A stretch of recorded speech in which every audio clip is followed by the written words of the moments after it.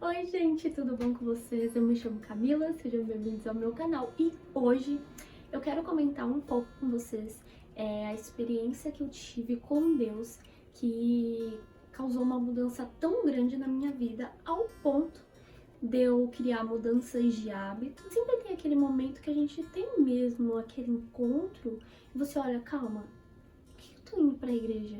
Eu tô indo só por ir? Não, pera, existe um Deus. E eu adoro esse Deus. Por que eu adoro esse Deus? Então, assim, são muitas coisas, assim, principalmente na adolescência, né, que a gente tem vários conflitos e essas coisas do tipo.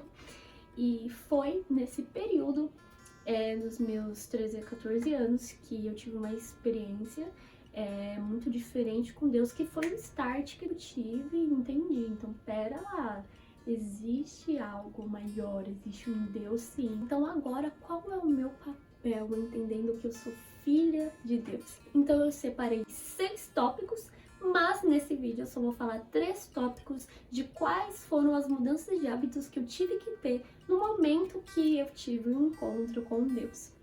Então eu vou comentar só um pouquinho, não vou entrar com tantos detalhes, mas a que ponto eu cheguei pra entender, assim, que, eu sou fruto de uma criação, existe de fato um Deus criador sobre todas as coisas.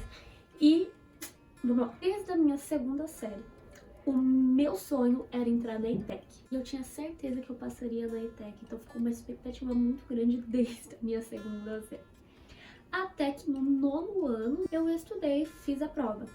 Só que no mesmo dia eles já mostram o gabarito, e aí eu fui toda empolgada, ver quantos eu tinha acertado. E, para minha surpresa, eu fui péssima na prova. Parabéns! Então, eu fiquei desesperada, eu pensei, e agora? Eu sei que minha nota é muito ruim. E aí eu fiquei naquele meu desespero, né, e assim, era uma coisa que eu tinha certeza, foi colocada uma expectativa grande pra mim há muitos anos, né, então assim, meus queridos, eu comecei a orar, desesperada, falando, Deus, eu preciso passar na ETEC.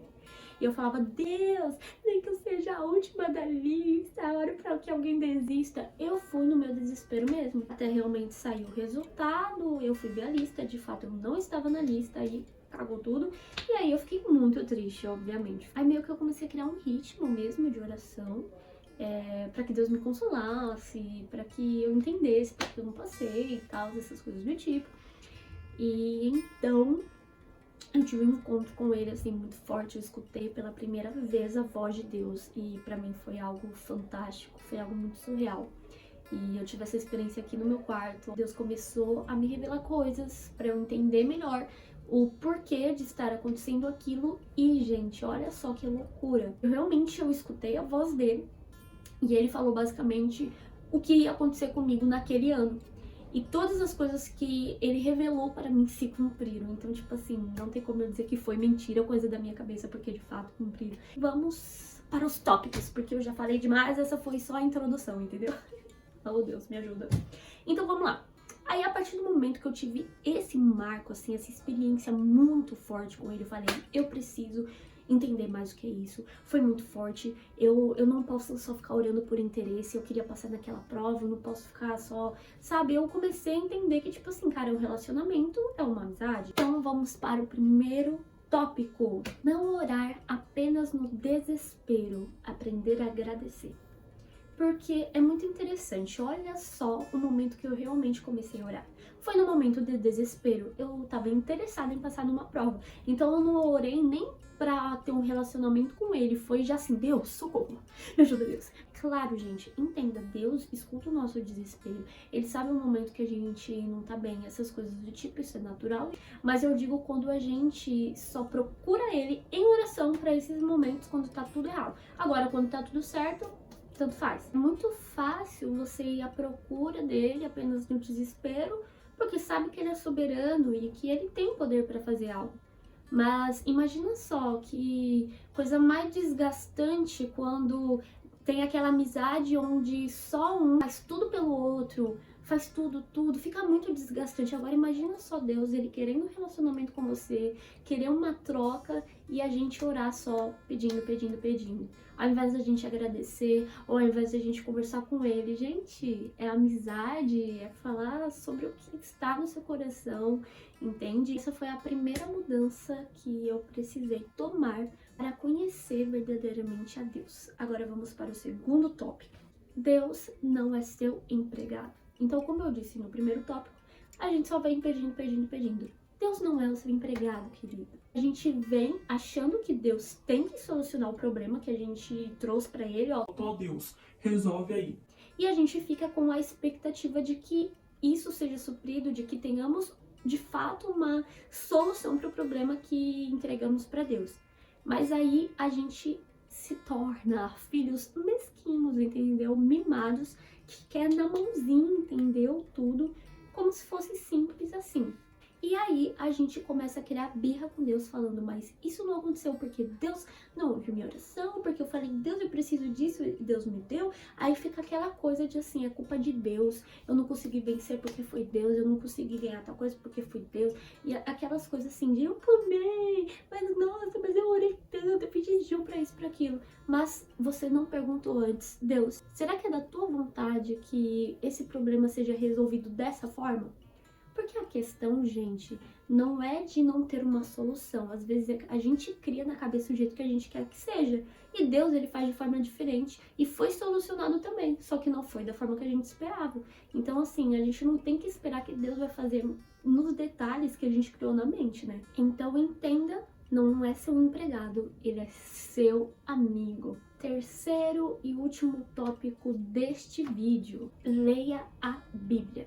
Parece óbvio, né? Se você quer conhecer a Deus, se você quer ter uma vida com Deus, a gente pensa que é Bíblia. E não teria como eu não colocar isso no tópico, né? Porque eu tive esse encontro com Deus, eu pensei, chegou o momento, eu preciso tirar o pozinho dessa Bíblia, e se eu quero conhecer ele, entender melhor, a resposta está nela. Só que naquele tempo, eu tinha uma dificuldade imensa de entender. Tudo bem se eu fosse ler uma coisa ou outra, mas eu não ia entender absolutamente nada. Então, eu escolhi um livro, e foi Salmos, gente. Salmos é um livro muito bacana porque você não precisa necessariamente ler em ordem, né? Então, assim, eu comecei através de Salmos. Davi, ele é muito dramático, então pensa, adolescente louca, no desespero, na tristeza profunda. Foi incrível pra mim, porque aí ele ia, falava, estou triste profundamente, minha alma, não sei o que lá, sabe? Aquelas coisas assim tão poética e bem profunda. Com muitas coisas eu me sentia super acolhida nas palavras dele. Eu pensava, uau, não é só eu que tô passando por isso. Claro que o contexto e a história era completamente diferente, né? Mas assim, eu comecei a encontrar o conforto, porque é muito legal que em cada capítulo, em cada canção ou poesia dele, ele começa com uma tristeza muito grande, mas no final tem a solução, sabe? Tipo assim, não, tem um Deus que está comigo, assim, tantas outras coisas, e isso te motiva, assim, pensar, uau, não, tá tudo errado aqui, mas espera. No final das contas, tudo vai ficar bem por causa disso. Entende? Então, assim, foi algo que fortificou muito a minha alma. Tinha coisas que de fato eu não entendia. Outra coisa, eu li uma tradução de Bíblia que era mais complexa, então eu também recomendo que você procure outras Bíblias com traduções mais simples para você perceber que, ó, essa daqui eu tô compreendendo, tô entendendo melhor. Tá, você foi, pegou a Bíblia, pensa, meu, e agora? Primeiro que você pode pensar, ai, deve ser muito chato. Ou, sei lá, o que vem na sua cabeça de você não ter um pingo de vontade de ler a Bíblia. Mas sabe o que é lindo? Na Bíblia são pessoas extremamente falhas que compreenderam o sentido da vida em Deus. Primeira coisa que eu quero dizer, se você não tem interesse algum, só pense que muitas coisas que acontecem na sua vida, você vai encontrar a resposta aqui. Mas você pensa, meu, mas eu não entendo nada, se eu vou abrir em qualquer capítulo aqui, o que isso tem a ver com a minha vida? É muito interessante porque, meus caros, essa coisinha linda aqui é um livro cheio de defeitos de muitas pessoas. Pessoas imperfeitas, pessoas que fizeram muitas coisas erradas, muitas cagadas, pessoas que sofreram, enfim, é uma uma lista muito grande do que a gente pode definir. Ou seja, basicamente tudo que o ser humano vive, somos que seres humanos. Vou falar de uma forma bobinha, mas pelo menos para você tentar começar, sabe? Para ter um start. Digamos que você tá numa tristeza muito grande. Tá, por algum motivo aí. Então você procura mesmo no Google, sei lá, versículos que fala sobre a tristeza. E aí você vai, procura, o Google vai te falar alguns versículos, e aí você vai, abre a Bíblia, e vai e procura esse versículo. Só que o que acontece? Logo que você vê esse versículo, querendo ou não, vai estar fora de contexto. Você pode interpretar de uma forma que não tenha nada a ver com o texto em si, porque você só leu um versículo jogado aí pelo Google. Então, pô, aí você pensa, nossa, beleza, que lindo, acho que entendi isso. Mas pode ser que esse texto esteja falando algo totalmente diferente. Então aí que você tem que ter aquele, né, interessinho também, né, pensar, não, pera, deixa eu ler esse capítulo todo, porque eu quero saber o começo dela ter chegado nessa tristeza, mas pera, eu preciso ver até o final para ver aonde veio a solução, como que ela conseguiu sair dessa. Não precisa de regra de você ter que começar do primeiro capítulo da Bíblia e até o fim, não é dessa forma. Então, assim, eu só dei uma dica, assim, simples.